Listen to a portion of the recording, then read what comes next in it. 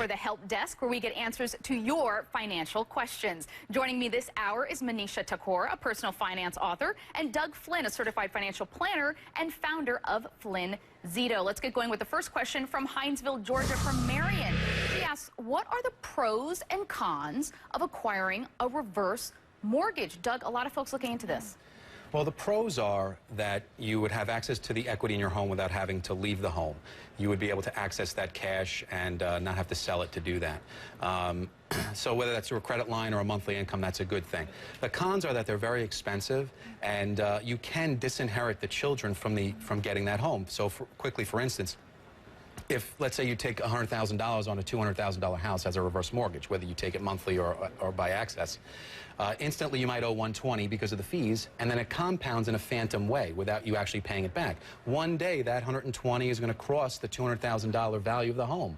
Once that happens, you can stay in it, but there's nothing left for the kids. Yeah. And so it's a way that you might end up selling the house for $100 and not realizing it. So it has a need, but you have to be very careful. You've got to be very careful. Do your research. Okay, we've got a question from Aaron in North Wales, Pennsylvania.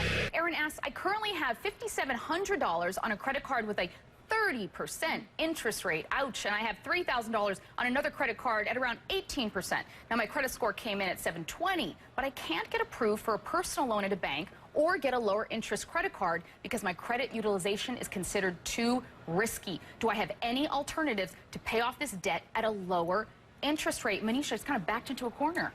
Yeah, although, Carmen, I was so glad to hear that last part of the question, that Aaron wants the money to pay down that credit card debt. Because those interest rates are incredibly high. Even at 18%, which sounds low compared to the 30%, if Aaron has a 3% minimum payment, he is paying double. You know, 20 bucks out for beer and pizza costs him $40. Wow. So the interesting thing is he's clearly been very financially responsible, as evidenced by that 720 credit score. So ironically, what he may want to do is actually ask for an increase in his credit limit to reduce his credit utilization ratio, to be able to procure a lower interest rate loan to pay off that higher interest rate credit card debt. But this is all predicated on the fact that Aaron commits firmly to getting out of debt. Yeah, it seems like he's going to make that commitment. Thank you guys so much for that. Now, do you have a question that you want us to answer? Send an email anytime to the CNN Help Desk at CNN.com.